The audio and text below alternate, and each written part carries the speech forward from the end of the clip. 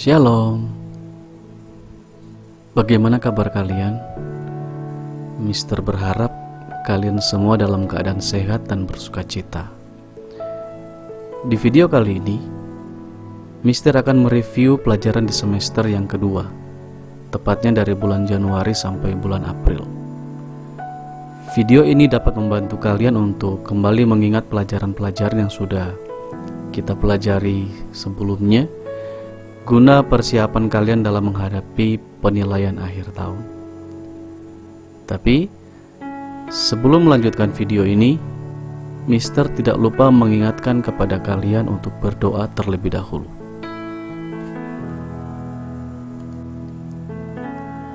Apabila kalian sudah berdoa, mari kita masuk kepada pembahasan.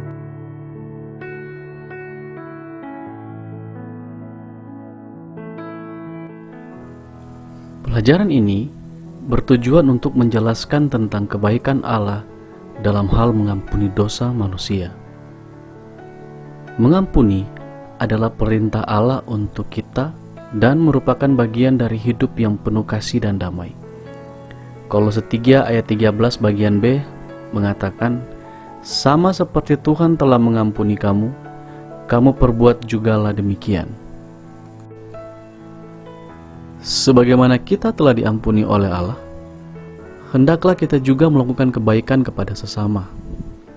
Mengampuni memang bukan hal yang mudah untuk dilakukan, tetapi apabila kita menyadari bahwa Allah telah mengampuni kita, kita wajib meneruskan belas kasih tersebut kepada sesama.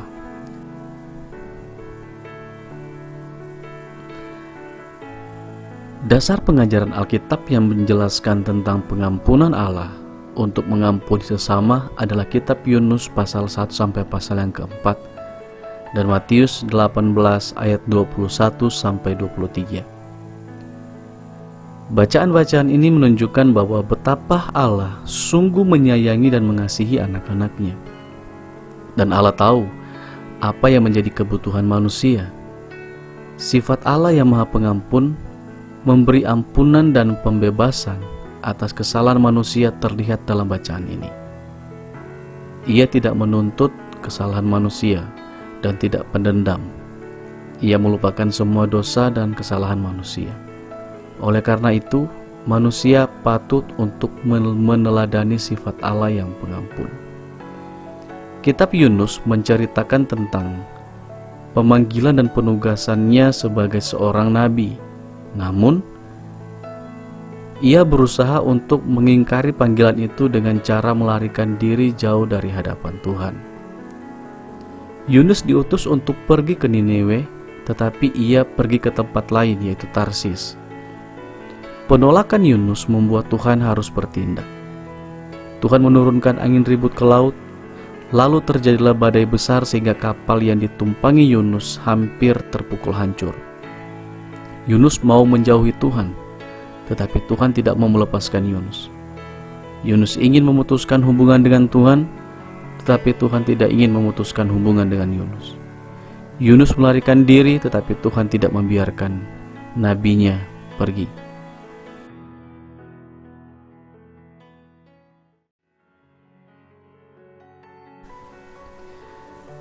Kisah tentang Nabi Yunus mengajarkan kepada kita tentang bagaimana pengampunan Allah ditunjukkan kepada masyarakat Niniwe. Masyarakat Niniwe yang awalnya sangat jahat, kini mereka dengan sadar dan sungguh-sungguh menyesali dosanya.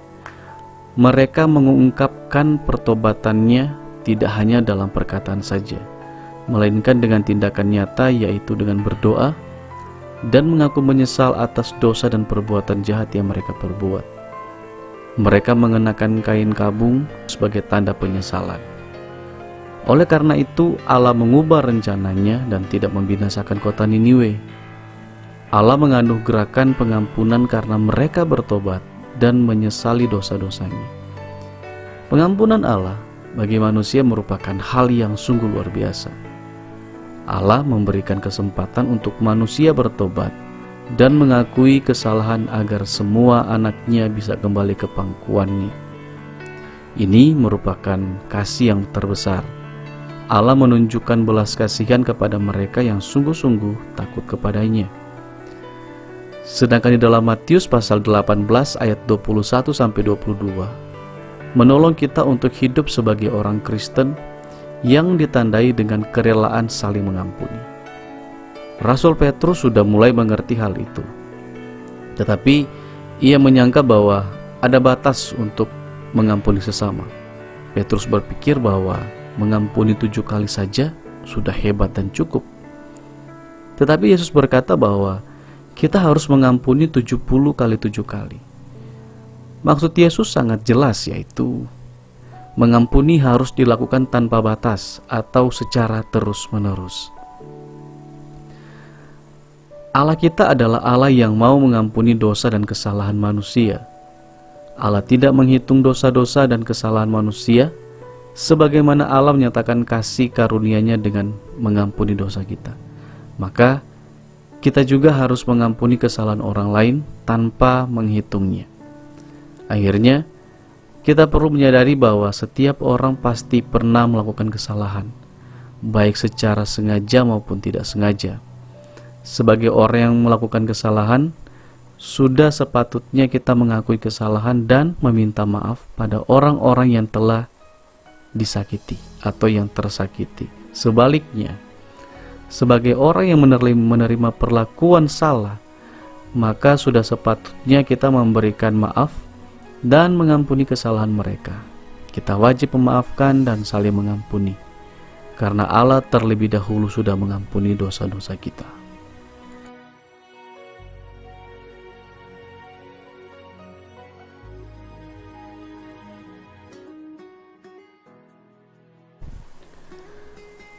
Paulus dan Silas adalah pelayan-pelayan Tuhan yang memberitakan kabar baik tentang Yesus Kristus kepada orang banyak. Karena tugas itu, mereka pergi dari satu tempat ke tempat yang lain, mengunjungi desa dan juga kota untuk memberitakan Injil. Pelayanan dan pengajaran mereka itu membuat iman jemaat bertambah kuat. Itulah tugas yang mereka lakukan: memberitakan Injil, melayani dan mengajar jemaat Kristen. Suatu hari, setelah melakukan pelayanan di Yerusalem, Paulus dan Silas hendak melanjutkan perjalanan atau tugas mereka ke daerah Asia. Namun di perjalanan, Roh Kudus melarang Paulus untuk pergi ke daerah itu.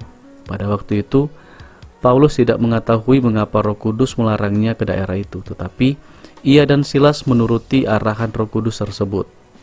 Mereka mengubah arah perjalanan mereka. Kemudian mereka singgah di Troas. Di sana mereka beristirahat. Malam itu, oleh kuasa Roh Kudus, Paulus mendapat penglihatan. Ia melihat seorang di Makedonia membutuhkan pertolongan mereka. Paulus bersama Silas memutuskan untuk pergi ke Makedonia. Akhirnya, Paulus sadar dan mengerti mengapa sebelumnya Roh Kudus melarang mereka untuk pergi ke Asia. Ternyata ada orang lain yang membutuhkan mereka di tempat lain, yaitu di Makedonia. Tampaknya Allah menginginkan mereka berdua memberitakan Injil lebih dahulu ke Makedonia. Paulus dan Silas berlayar ke Makedonia dan akhirnya mereka tiba di kota Filipi. Di sanalah mereka memberitakan Injil. Roh Kudus mengarahkan perjalanan pelayanan Paulus dan Silas. Allah tidak membiarkan Paulus dan Silas bekerja dengan akal dan pikiran mereka sendiri, tetapi Roh Kudus menolong mereka dengan mengarahkan pekerjaan dan pelayanan mereka.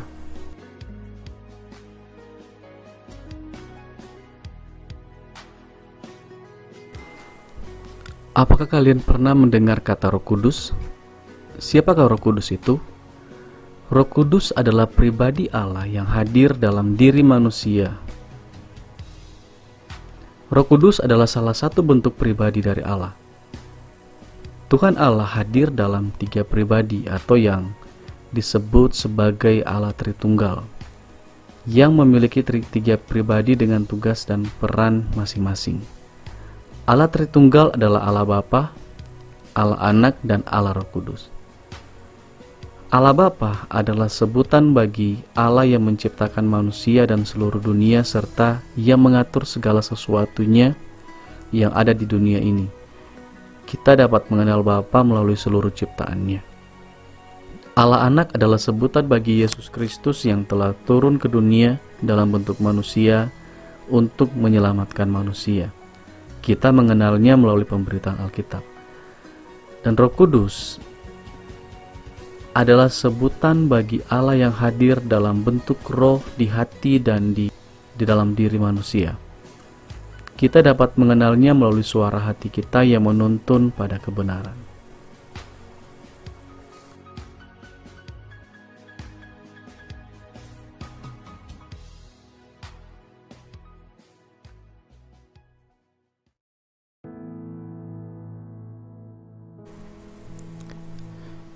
Firman Tuhan mengajarkan kepada kita bahwa orang yang hidup menuruti kehendak Tuhan akan diberkati. Tetapi untuk menjadi anak-anak yang melakukan kehendak Allah bukanlah hal yang mudah, karena membutuhkan keberanian untuk tetap taat dan setia pada firman Tuhan, sehingga kita tidak terpengaruh dengan lingkungan dan teman-teman yang ada di sekitar kita. Walaupun mungkin kita akan diejek, dihina, atau ditinggalkan oleh mereka.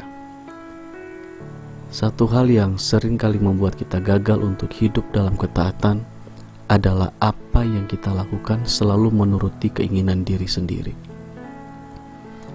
Abraham adalah contoh dalam Alkitab yang hidup dalam ketaatan.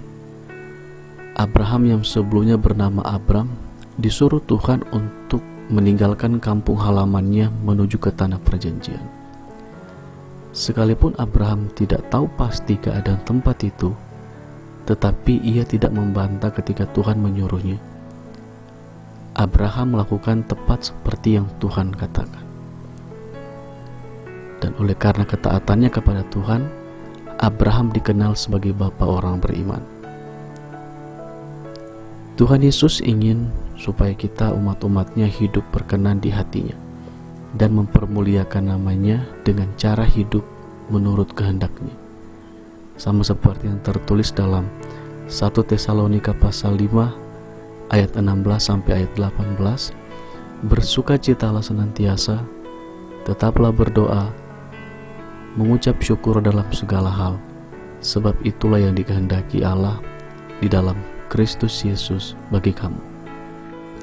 Juga di dalam Mika 6 ayat 8, hai manusia, telah diberitahukan kepadamu apa yang baik, dan apakah yang dituntut Tuhan daripadamu, selain berlaku adil, mencintai kesetiaan, dan hidup dengan rendah hati di hadapan Allahmu.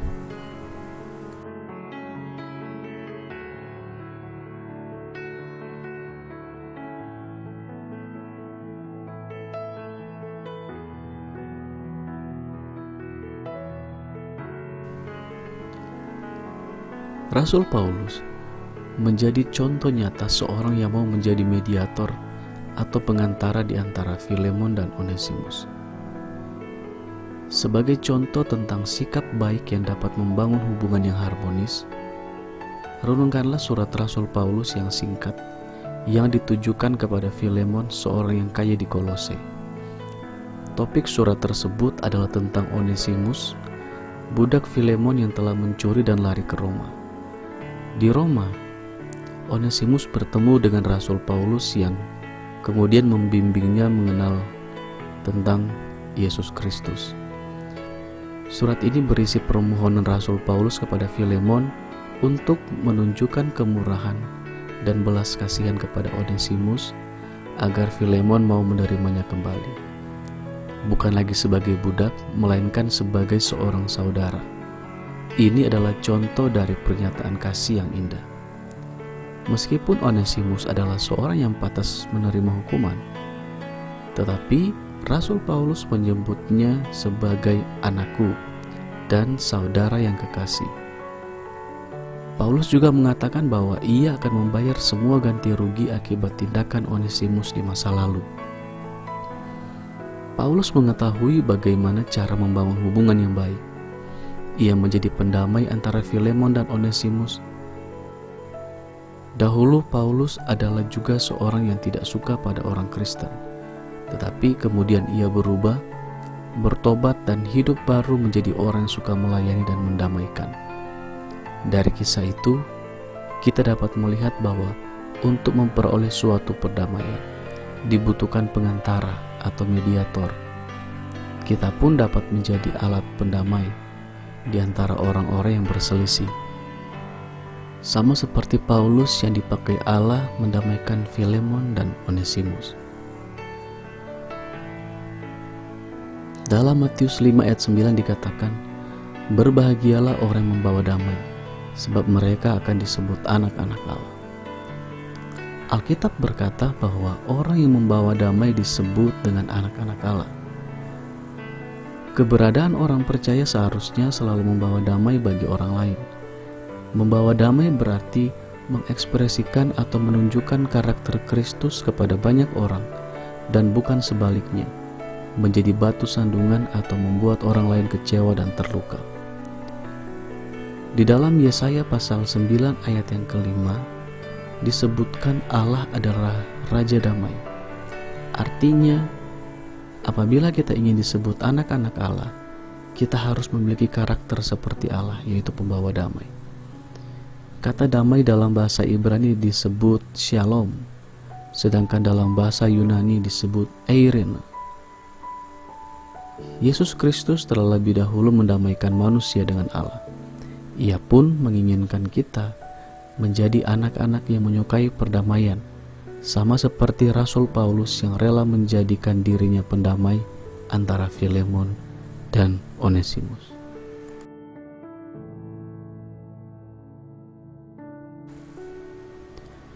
Demikianlah video pembelajaran kali ini.